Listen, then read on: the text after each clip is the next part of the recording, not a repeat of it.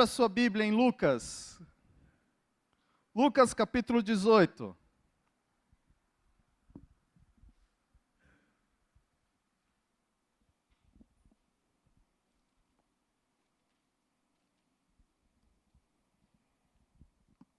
Lucas 18, vamos ler do versículo 1 ao versículo 8.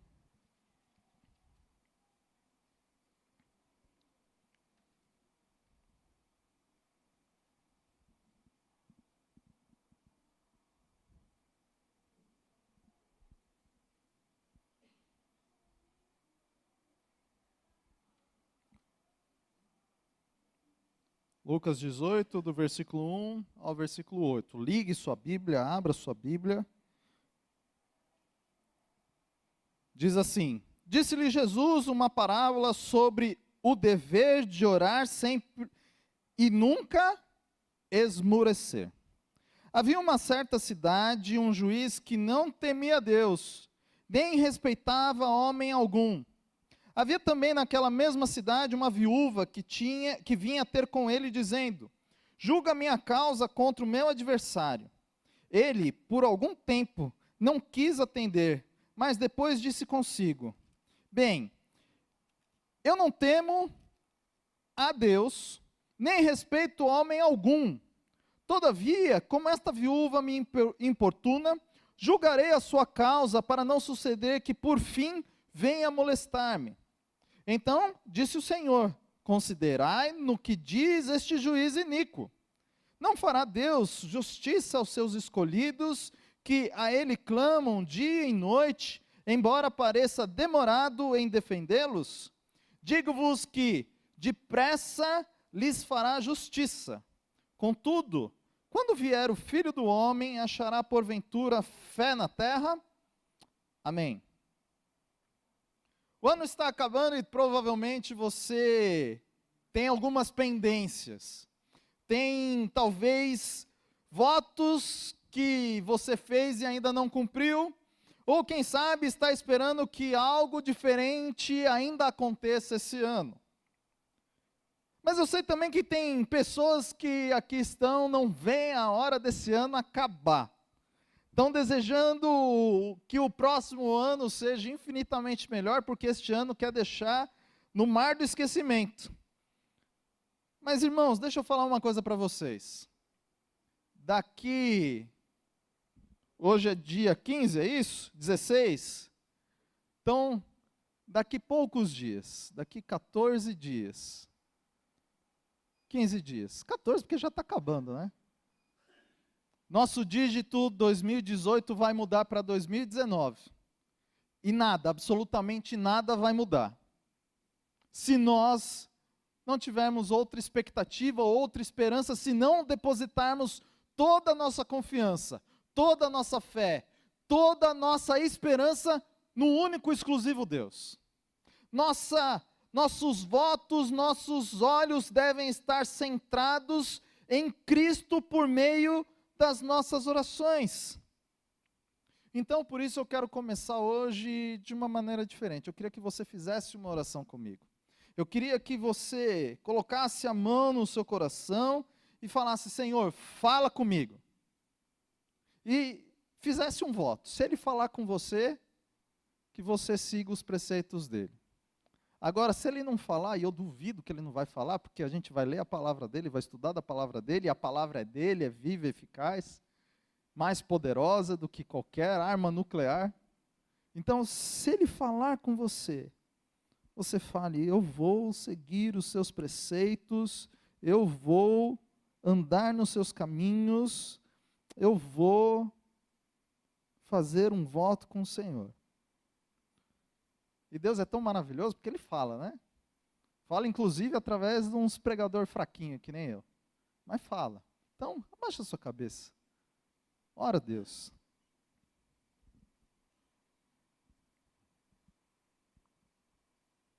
Senhor, nós clamamos a Ti, que a Tua palavra fale a nós. Se não for o Teu Espírito a nos dar um entendimento, de nada adianta, Senhor, um livro aberto diante dos nossos olhos. Por isso clamamos, Santo Espírito de Deus, nos direcione, nos guie, nos ensine nessa noite. E assim, ó Deus, se o Senhor falar conosco, se o Senhor tocar no nosso coração, que verdadeiramente possamos seguir os teus passos.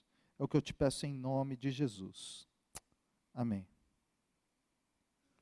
Um menino de 9 anos estava em casa, ajoelhado, orando, e o pai viu aquela cena que nunca antes tinha visto.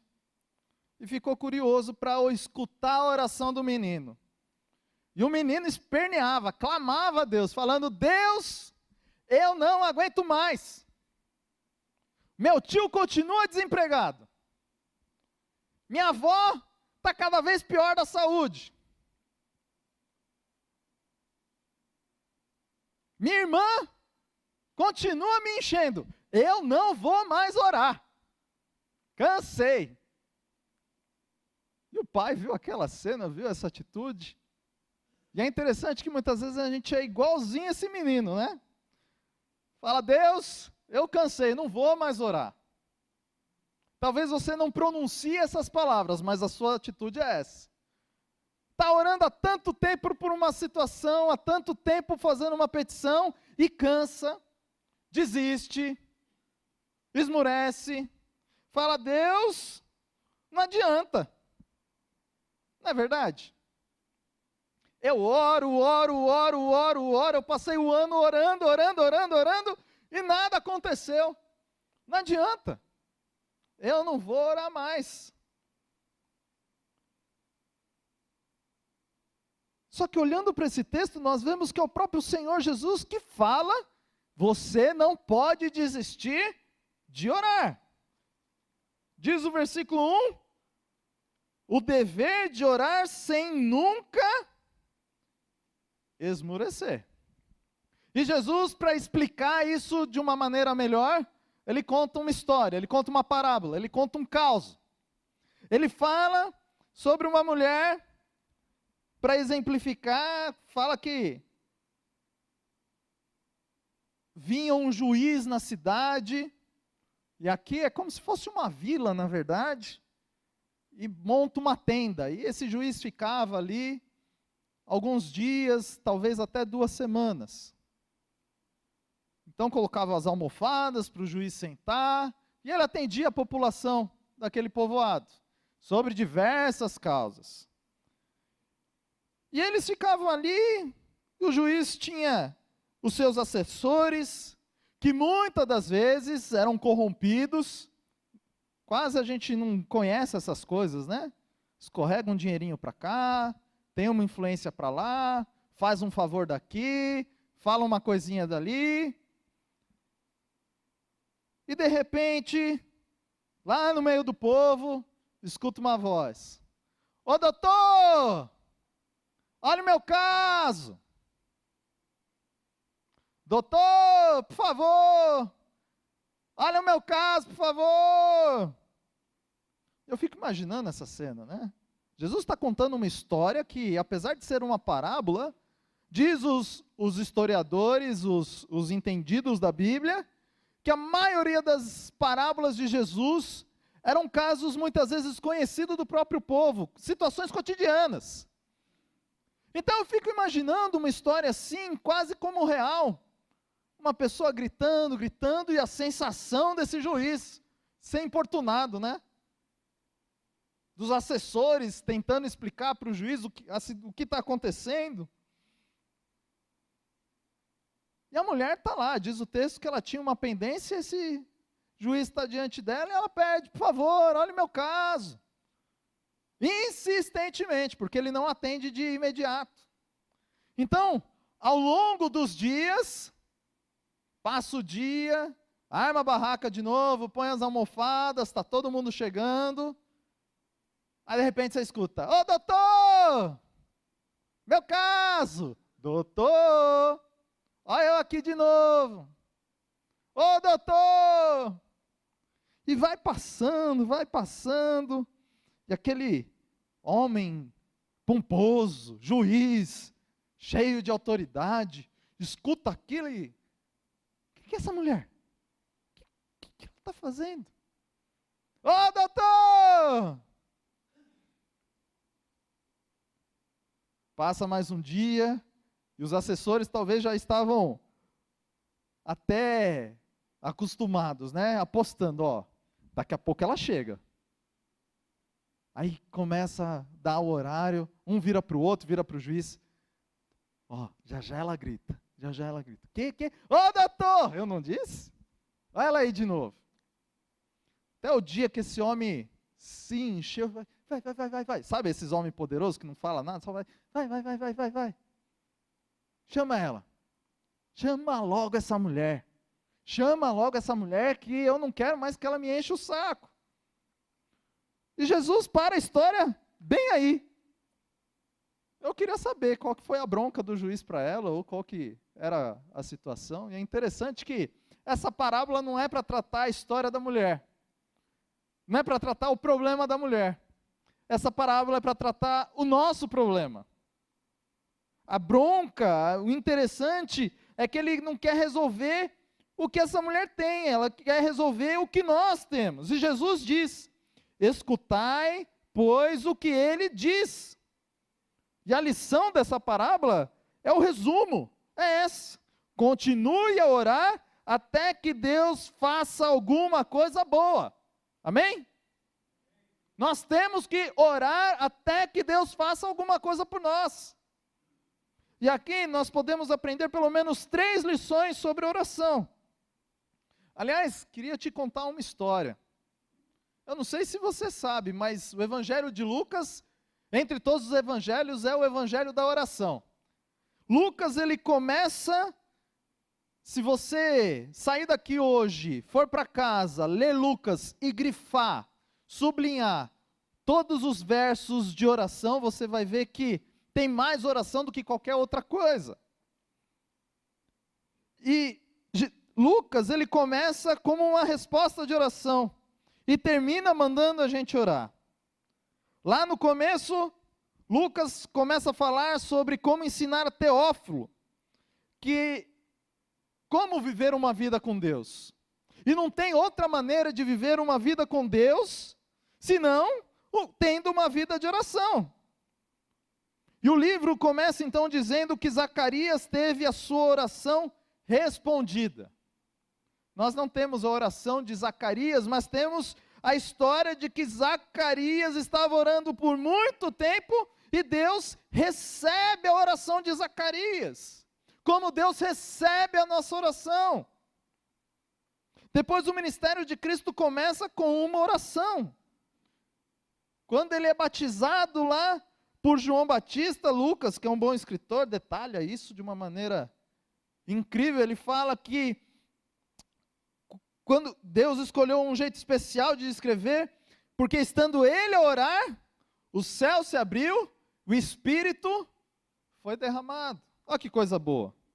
Orar e ter o Espírito derramado sobre nós.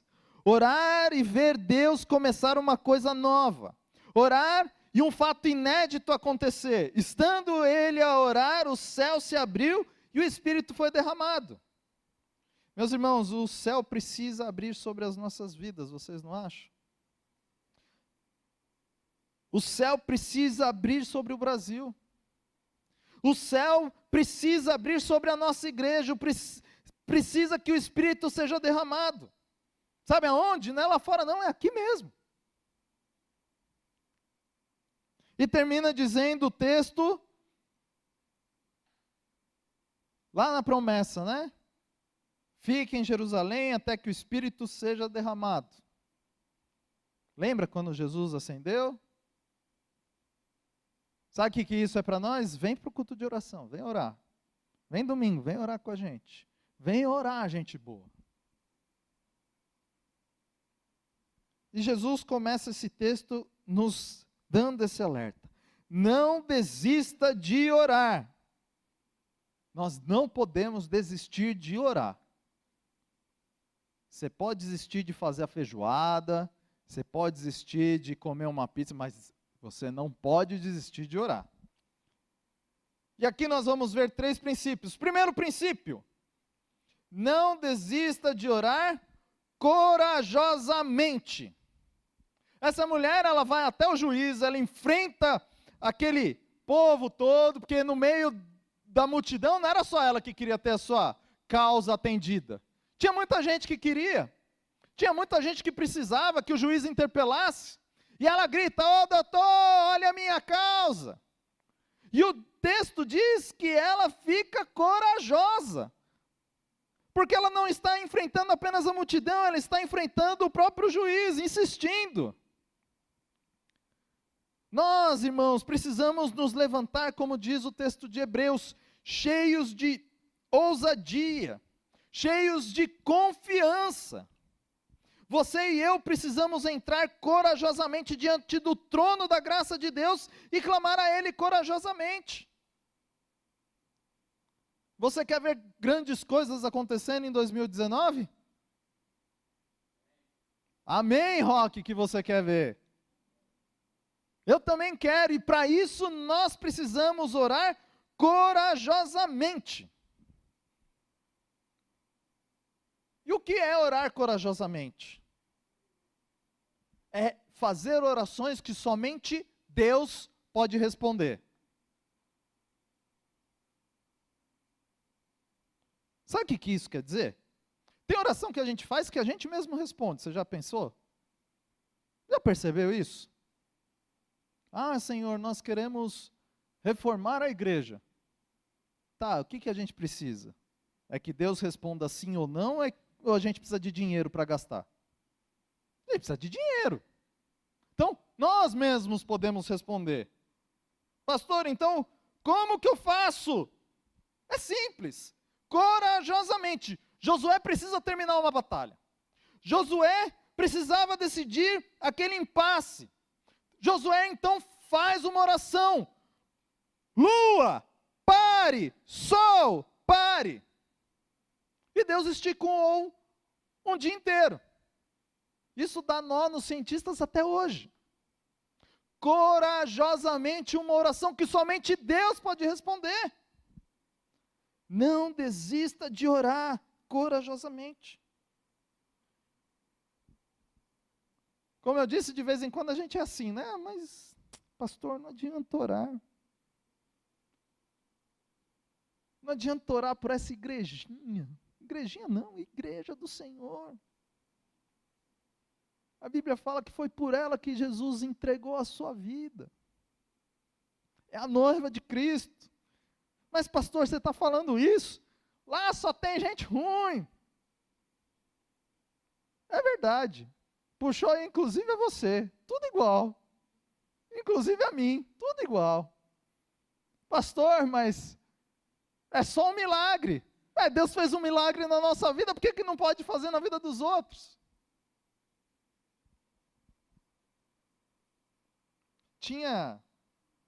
Contar uma história para vocês. Na outra igreja, tinha uma mulher, ela apareceu um dia, uma senhora já, de 50 e tantos anos, e quis fazer, lá tem campanha de oração, culto de oração é chamado de campanha, né? Não há nada místico, mas você faz um voto com Deus de durante 7 semanas ininterruptas estar lá. Volto a dizer, não tem nada místico, eles não creem em cabala nem nada. É só uma questão de você ter um voto com Deus e tentar cumprir esse voto. E ela apareceu um dia porque ela queria parar de fumar. Ela estava com um problema de saúde, então ela decidiu parar de fumar. Tiago, puxa a sua guitarra aqui que está pingando. Está pingando quase em cima dela. Seu irmão está vindo. E ela apareceu lá, e essa mulher, irmãos, ela era perdidaça, para falar a verdade. Mas depois virou abençoadaça, né? Perdidaça porque não tinha Cristo, aceitou a Cristo e virou abençoadaça. E naquele culto, eu não lembro nem o que eu estava pregando, eu estava no meio da pregação ainda. De repente essa mulher aparece, bem no meio, bem na minha frente. Aí uma voz dentro de mim falou, põe a mão na cabeça dela. Irmãos, eu tenho uns negócios com essas coisas de pôr a mão assim, eu falei, não, isso é de mim, não é de Deus não. E a voz falou, põe a mão na cabeça dela.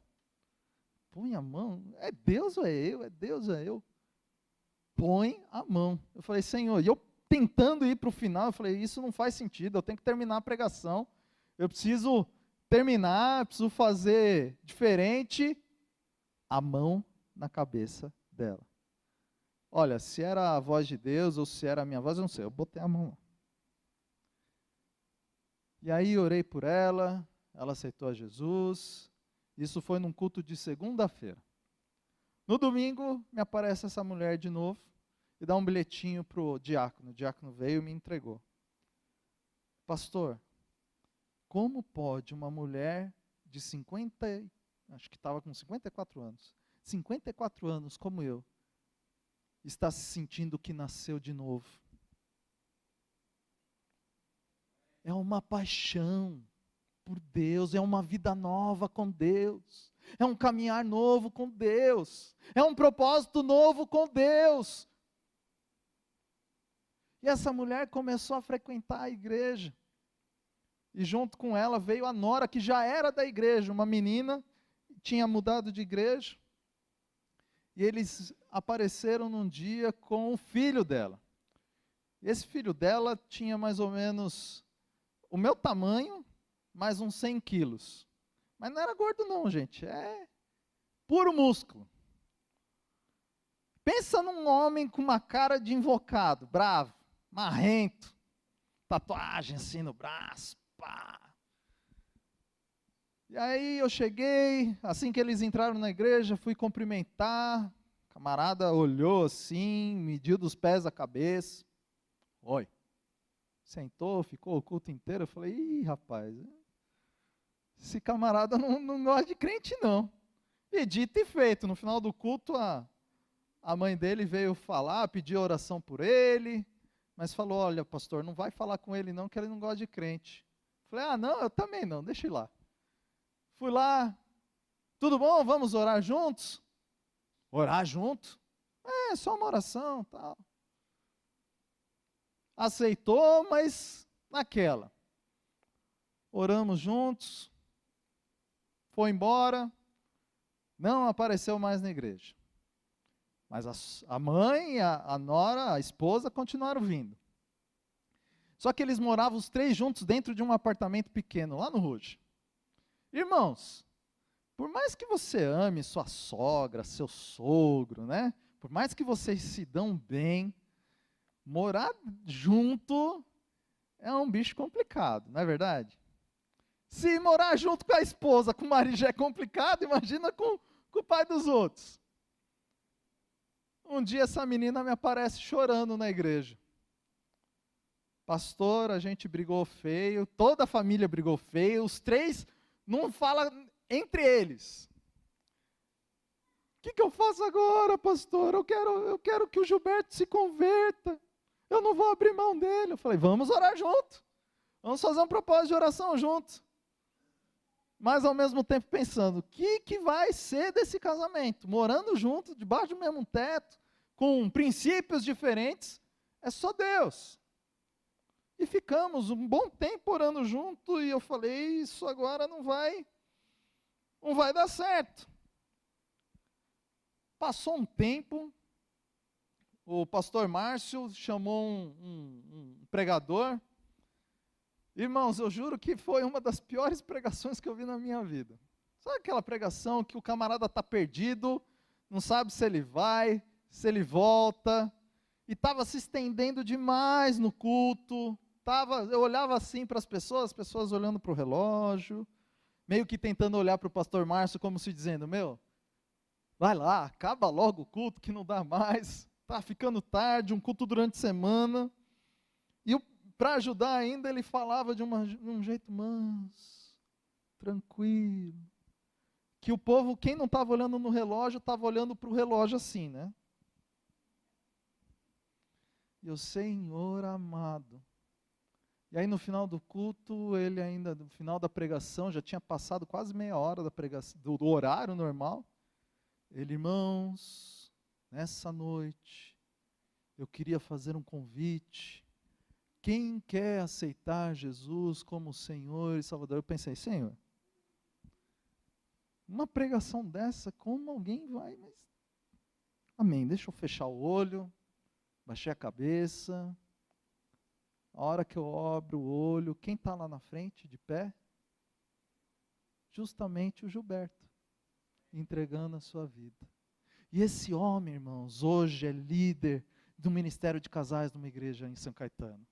Deus transforma, só que Deus transforma muitas vezes em resposta a uma oração corajosa. Algo que eu e você não podemos fazer, algo que somente Ele pode fazer. Então, ore, não desista. Ore, interceda. Mesmo por aquilo que você acha que não vai mudar. Irmãos, nós precisamos clamar para Deus renovar o nosso ânimo. Temos que clamar a Deus para renovar o ânimo do ministério de louvor, renovar o ânimo dos diáconos, renovar o ânimo dos pastores. Mesmo o seu ânimo, né? Cansado desse pastorzinho aqui, todo esbugaiado já. Está novinho, mas já está pior do que uns homens de 80 anos. Ore, clame a Deus, peça a Deus para Ele fazer que tudo isso mude. Peça a Deus por coragem. Aliás, deixa eu falar para você uma coisa, se você está pensando na mega sena da virada, brincadeira, eu sei que vocês são crentes, vocês não pensam nisso. Mas, às vezes a gente pensa, né, o que fazer talvez no ano seguinte para ganhar mais dinheiro. E aí eu não estou falando de jogo, estou falando de trabalho mesmo. Mas a gente não precisa de dinheiro. A gente precisa de coragem. Porque às vezes você tem até planos para ganhar dinheiro, mas você não tem coragem para executar. Não é verdade? A gente precisa pedir para Deus coragem. A Bíblia fala de homens que pediram para Deus coragem e receberam coragem. São identificados como homens cara de leão. Conhece, Osmar? Os homens com cara de leão? Abre a sua Bíblia aí em 1 Crônicas, capítulo 12.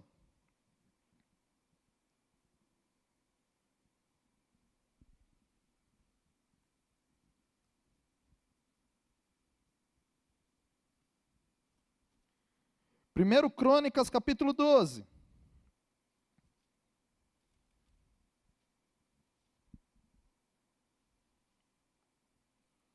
Versículo 8 ao versículo 15. Dos gaditas passaram-se para Davi a fortaleza no deserto, homens valentes, homens de guerra para pelejar, armados de escudo e lança. O seu rosto era como de leões, e eram eles ligeiros como gazelas sobre os montes. Ézer, o cabeça, Obadias, o segundo, Eliabe, o terceiro, Mismana, o quarto, Jeremias, o quinto, Atai, o sexto, Elié, o sétimo, Joanã, o oitavo, Eusabade, o nono, Jeremias, o décimo, Maquibanai, o undécimo. Estes dos filhos de Gade foram capitães do exército. O menor valia por 100 homens, o maior por 1000 homens. São estes os que passaram o Jordão no primeiro mês, quando ele transbordava por todas as suas ribanceiras, e puseram em fuga todos os que habitavam nos vales, tanto do Oriente como do Ocidente. Imaginem essa cena, irmãos. Um rio transbordando, cheio, sabe, com correnteza assim. Do lado de lá, o exército de Siquém. Do lado de cá, 11 homens. 11 homens. E os caras do lado de lá falando, deixa esse rio passar, abaixar, nós atravessa e acaba com eles tudinho. Do lado de cá, um louco, Ezer, o cabeça, grita, né? Eu estou conjecturando, não sei se foi exatamente assim, mas ele grita: pessoal, todo mundo pega a lança, no 3, pula na água, Vamos nadar até do outro lado e acabar com eles. E no 3 foi o que aconteceu. 11 homens desbaratinou um exército e uma cidade inteira. Homens com cara de leão, corajosos, valente. Ore para que Deus te faça um valente esse ano, para que Deus te faça corajoso nele. Sabe como que isso vai ser? Quando você se tornar um valente, você vai ter cara de leão. E isso vai acontecer quando você orar. Só quando você orar. Te vejo quarta-feira, viu, irmão? Coragem. Segunda lição. Não desista de orar perseverantemente.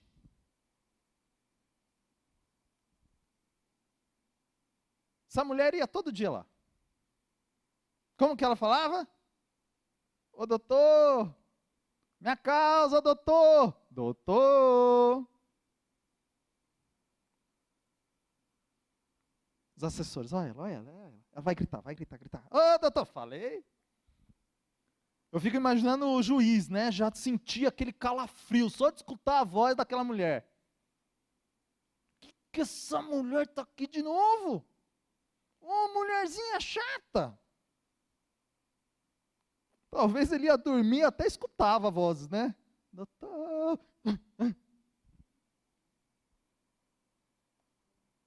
Perseverantemente. Esse homem já não aguenta mais ela. Sabe o que isso nos ensina? Bata na porta da graça, irmãos. Fale com Deus. Insista com Deus.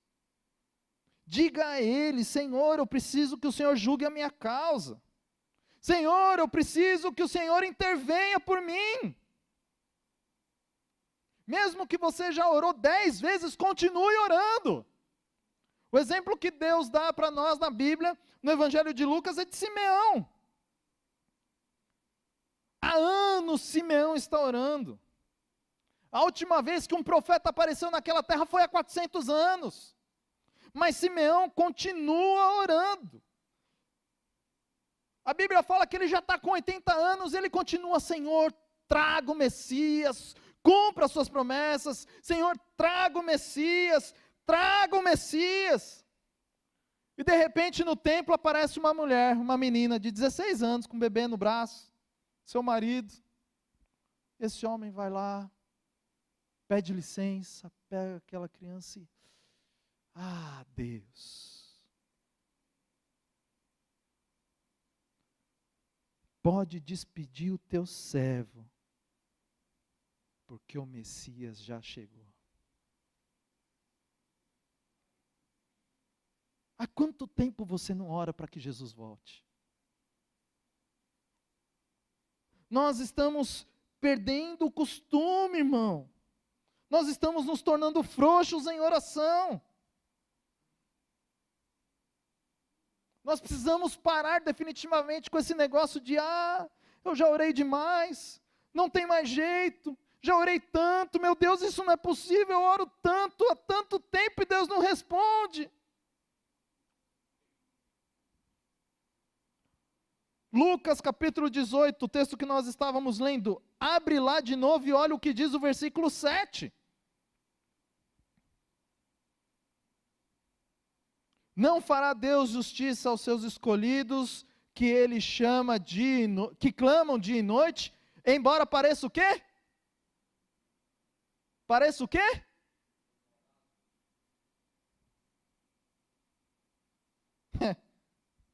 Às vezes parece que Deus é demorado. Por que será que Deus demora?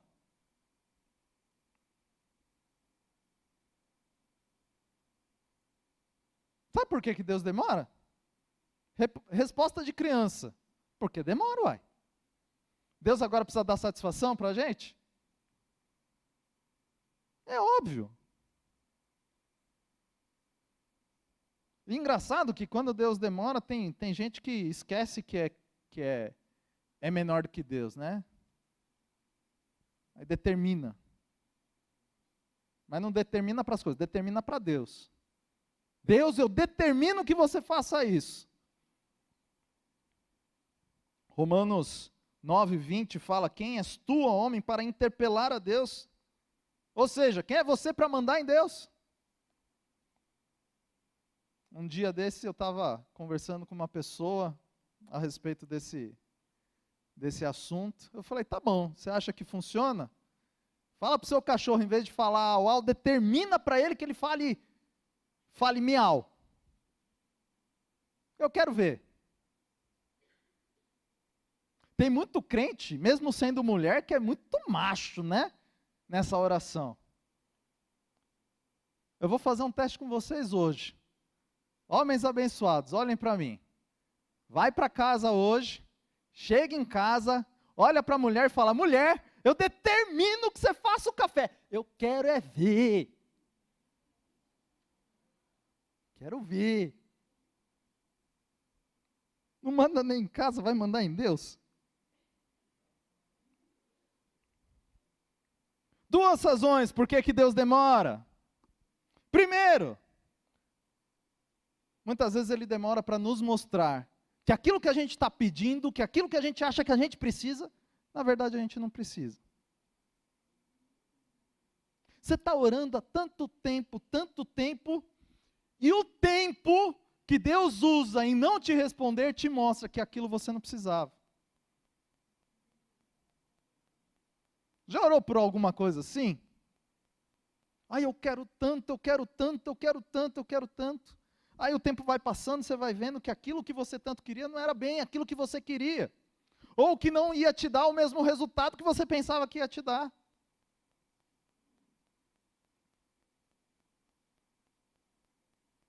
Ai, eu ouvi dizer de uma empresa que a empresa é maravilhosa. Acabou de abrir, mas é maravilhosa. Eu quero ir para lá, Deus, eu quero ir para lá. E vai passando o tempo, você não consegue. Aí um conhecido seu saiu e fala, meu, lá é uma porcaria. É quase trabalho escravo. Não tem benefício nenhum. Aí você, é? É. Deus se demora para nos mostrar que aquilo que a gente está pedindo tanto, muitas vezes nós não precisamos. Segundo, Deus demora muitas vezes para que nós possamos valorizar as suas bênçãos. Vocês que são pais, vocês vão entender. Se você der tudo que seu filho pede, você vai fazer seu filho chato. Muito chato. Chato pra caramba. Mimado. Conhece uma criança mimada? Que ainda reclama daquilo que tem?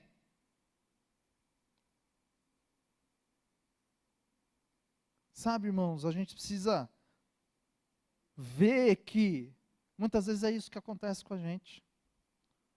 Porque se Deus der aquilo que toda hora que a gente pede, a gente começa a reclamar. O Eliseu me pegou já uma fase mais amansada dentro do casamento. Mas quando eu casei, irmãos, foi uma coisa difícil, né? Casamento é assim, geralmente, quando a gente casa. Você leva para dentro da casa seu pai, sua mãe, seu irmão, seu primo, todos os costumes que você tinha, seu cônjuge leva todos os costumes de todo mundo que ele tinha. E aí vem o choque, é um conflito. Eu lembro que, quando eu era mais jovem, quando eu estava solteiro, de vez em quando, por causa de cansaço, por causa da correria, minha mãe fazia no final do dia, lá não tinha tempo, não tinha ânimo para fazer comida, ela pegava, fazia um miojo, botava um molho lá e fazia um macarrão, só o miojo e o molho, estava tudo certo. Mas, irmãos, isso era durante a semana. De domingo a história era outra. Tinha lá um macarrão bonitão, com frango, com queijo ralado na hora. Se não era frango, aquele frango a passarinho, mandava comprar frango assado. E eu esperava o domingo, não era por causa da comida não, é porque ela ia e comprava Coca-Cola. Irmãos, eu fui pobre quando era pequeno, Coca-Cola era uma vez na vida, outra na morte. Ela comprava Coca-Cola e eu, comida de domingo. Às vezes eu estava aqui, eu lembro quando eu era mais garoto, o povo da minha época vai entender isso agora. Eu era mais garoto, vinha para o ensaio, começava a demorar, eu ficava bravo, nervoso, irritado, fechava a cara. O que foi, Rafael? Tô com fome. Mas na verdade estava pensando na comida da mãe já. Casei, e de domingo começou a ter miojo com molho em casa.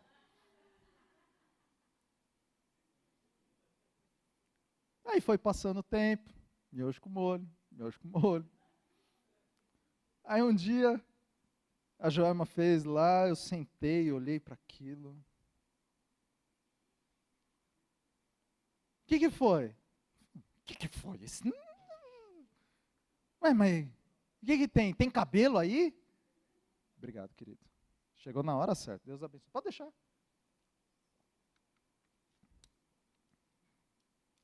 Quer agradar eu enquanto estou pregando? Deixa esse negócio no máximo bem geladinho. Traz uma água para mim, ó. Sensacional. Mas ela, voltando à pregação, né? Mas o que foi? O prato está sujo? O que é? Não, meu filho, esse negócio aí, mas o que tem? Você comeu durante a semana, você mesmo fez. Pois é, durante a semana, hoje é domingo. Não estou entendendo.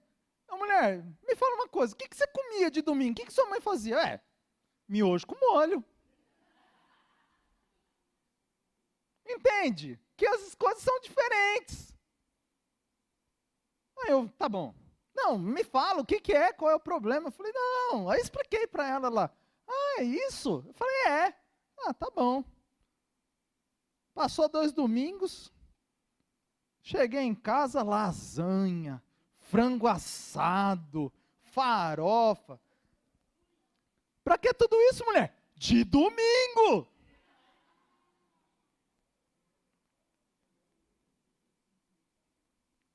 Irmãos, Deus não nos dá prontamente, muitas vezes, porque daqui a pouco você começa a reclamar das bênçãos e acha que tem o direito de reclamar.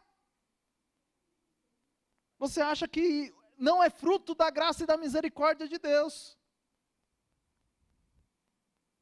Por isso, não desista de orar. Corajosamente, fala comigo, corajosamente, amém, com ânimo. Não desista de orar perseverantemente. Em terceiro, não desista de orar esperançosamente. Essa mulher volta todo dia e Jesus ensina que, mesmo que parece que ele esteja demorando, ele vai te responder. Deus tem um relógio certo, ele vai fazer uma coisa boa. Você crê que Deus vai fazer grandes coisas por nós? Então, tenha esperança. É engraçado que o texto termina com Jesus dizendo assim: quando eu voltar, versículo 8, né? Digo-vos que depressa lhes fará justiça, contudo, quando vier o Filho do Homem, ou seja, quando Jesus voltar, achará porventura fé igual a essa, corajosa, ousada, perseverante, esperançosa, vai achar fé igual a essa na terra?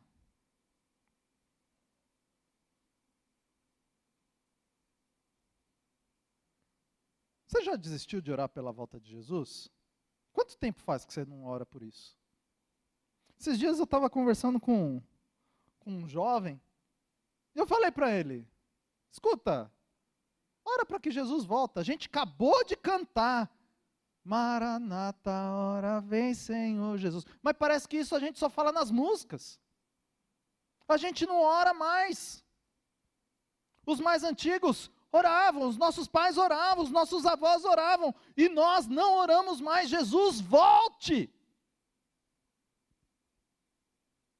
Simeão ficava orando, traga o Messias, cumpra as suas promessas.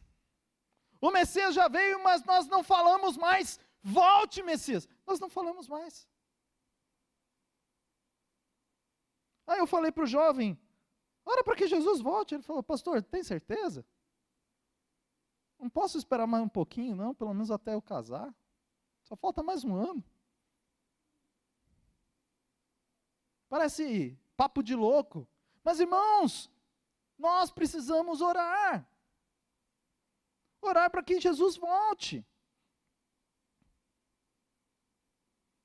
Às vezes a gente não ora para que Jesus volte porque parece que a gente perdeu a esperança. Esperançosamente. Um dos grandes intercessores da Bíblia foi Jacó. É esse mesmo que você está pensando, enganador. Aquele que fez um movimento para enganar os outros. Jacó nasce lá agarrado com seu irmão gêmeo Esaú, né? E aí, por isso, uma parte do nome dele quer dizer calcanhar. E eles foram crescendo com um imenso problema na família: favoritismo. O pai gostava de Esaú, a mãe gostava de Jacó. E mais para frente esse problema vai fazer não só com o próprio Jacó, mas com o filho de Jacó, que tem o mesmo favoritismo entre todos os filhos por José. Lembra da historinha? Da roupa bonita, toda colorida, como se tivesse um botão assim, né? José, José, José. Chamava atenção de longe. E isso, na verdade, foi maldição para estes homens. E diz a Bíblia lá que um dia a mãe de Jacó escutou que o pai, aquele homem velho, cego, gagá, estava morrendo e falou para o filho: filho, eu vou morrer, vai caçar um negócio aí para mim que eu te dou minha bênção.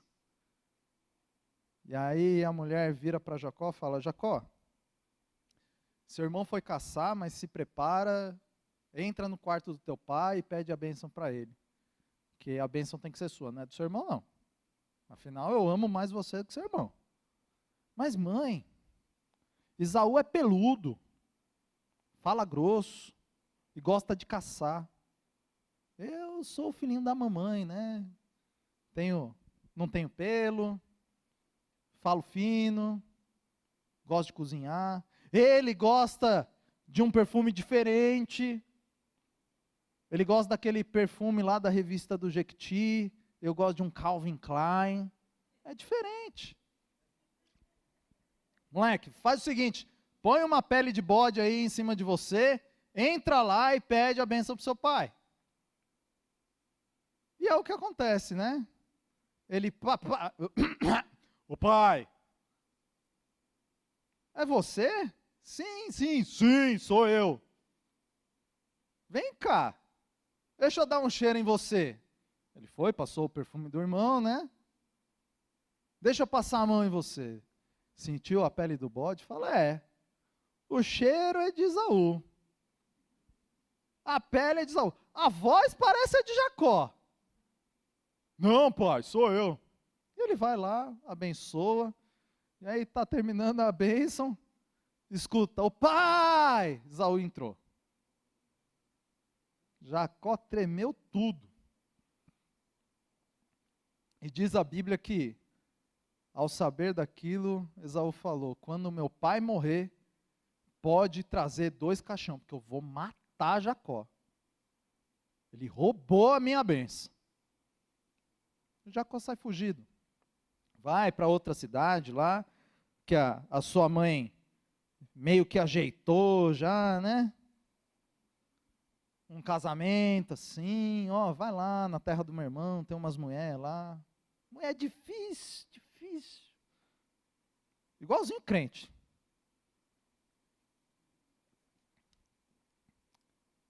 E aí ele vai. E aí eu estou chegando na parte que é orar com esperança, tá?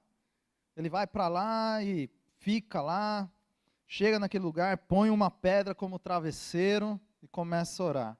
E ali ele faz essa oração e aparece, né, na visão, uma escada, anjo subindo e descendo, e ele faz então um ritual, vamos colocar assim. Ele fala, aqui é Betel, a casa de Deus. Ele faz 3 promessas ali. A primeira ele fala, Senhor, eu vou entregar a minha vida ao Senhor. Se o Senhor me abençoar e me fizer prosperar, eu te servirei. E se o Senhor, de tudo que o Senhor me der, eu vou dar o dízimo. 3 promessas. Passa 20 anos, e ele esquece tudo isso. Porque ele continua enganando, continua mentindo, ele prosperou, e a Bíblia fala que ele não dizimou. Cabra safado, sem vergonha. Promessa de nécio. Sabe o que é isso? Quando você promete algo para Deus e não cumpre. Louvado seja Deus por aqueles que se lembram das promessas para Deus e cumprem. Mas fala que, passando isso, passando o tempo, capítulo 35 de Gênesis, um desastre acontece na sua casa.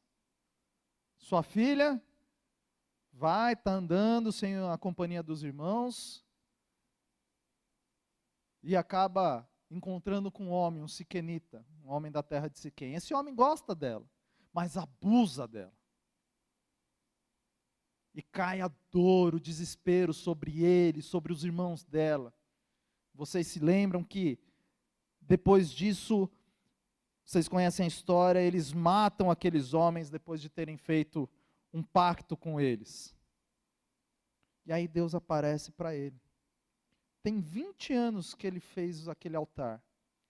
Mas no meio da dor, ele volta a Betel, ele faz um altar, chama os teus filhos, e o Senhor aparece e ele diz, eu sou o Deus de Abraão, sou o Deus de Isaque, serei o seu Deus. Vou te abençoar e a sua descendência, farei você próspero. Ele não tinha nem 70 anos ainda. 70 anos foi quando ele foi para o Egito. Não tinha ainda nem muita gente contra ele, não tinha muitas nações contra ele. Mas ele ora e coloca toda a sua esperança diante dos filhos, diante da mulher, em Deus. Ele derrama o azeite naquele lugar e disse, aqui é a casa de Deus, eu e a minha família somos de Deus. Isso é orar com esperança. Orar com esperança é orar especificamente por um assunto. Irmãos, a gente tem uma mania de orar como se estivesse fazendo farofa, né? Vai orar pelos filhos, faz. Abençoe meus filhos, Deus. Bota tudo na tigela e mexe. Abençoe o pastor, Senhor. Abençoe a igreja. Irmãos, a gente tem que orar especificamente. Eu aprendi numa pregação um tempo atrás, sobre intercessão, e é isso que eu tenho tentado fazer nas minhas orações, é orar por temas específicos das pessoas. Por exemplo, vou orar pela minha esposa. Senhor, abençoe a Joelma para que ela seja uma boa esposa, dê ideias para ela de me fazer feliz, e que ela não pire, porque ser esposa de pastor, complicado. Da sabedoria, que ela seja uma boa mãe, dando a ela paciência para tratar com Eliseu, dando a ela energia para substituir o pai, enquanto o pai está estudando, tem que ficar brincando com o garoto, correndo atrás da bicicleta. Senhor, abençoe as mãos dela enquanto ela é profissional, que os pacientes dela possam receber não apenas uma cura física, mas uma cura espiritual, especificamente. De terça-feira eu oro por vocês, eu pego o WhatsApp da igreja, vou olhando nome por nome, e eu tenho problema de memória, já falei isso para vocês, viu? Não é papo não, é de verdade. Eu pego nome por nome lá do WhatsApp, lembro das vezes dos pedidos que vocês têm, e vou passando, um a um.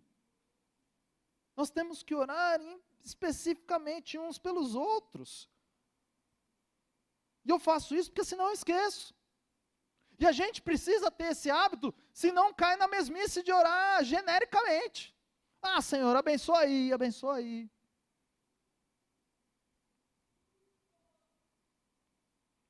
Orem com esperança, irmãos. grandes coisas fez o Senhor por nós. Eu fui visitar meu irmão há 2 semanas atrás, lá em Santa Catarina. E saímos daqui de carro, fui de carro para lá, deu 630 quilômetros, eu, minha esposa, minha cunhada, o Eliseu. Saímos tarde daqui para chegar lá de madrugada. E faltava acho que uns 30 quilômetros mais ou menos para chegar, quase 2 horas da manhã, e a ponteirinha do tanque ali na reserva. E eu, Senhor, abençoe Deus, multiplica essa gasolina aí.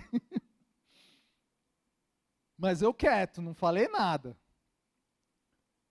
Aí a Joelma catou o Waze, começou a ficar, também não falou nada. De repente, o meu carro tem uma buzininha sonora, que é para falar, ó, só tem mais 5 quilômetros, tá?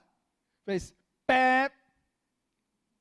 Aí ela olhou para mim e falou, ó, já está mostrando no Waze aqui. Eu falei, mulher, você não entendeu? 2 horas da manhã está tudo fechado. E a gente passando e vendo os postos tudo fechado.